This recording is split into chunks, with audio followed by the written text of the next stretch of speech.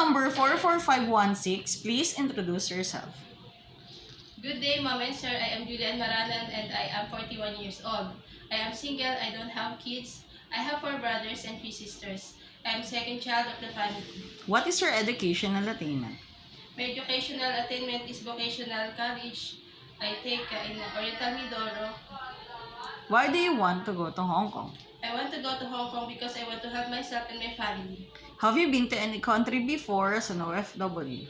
I've been in Saudi for 2 years and almost 4 years in Kuwait.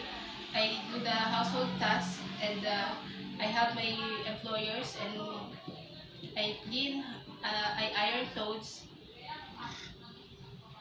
Do you have experience of taking care of an old person? Yes, I have experience in taking care of old person. Do you have experience of taking care of a newly born babies and children? I have experience taking care of children. I play with them, I cook for them, and I help them do their homework. Describe yourself as an housemaid. As a housemaid, I am trustworthy and responsible and honest. During misunderstanding of your employer, what do you do?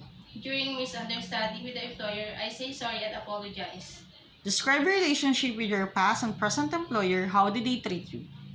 With my past employers, we have a very good relationship because we treat each other like a family. Message for your future employer in Hong Kong.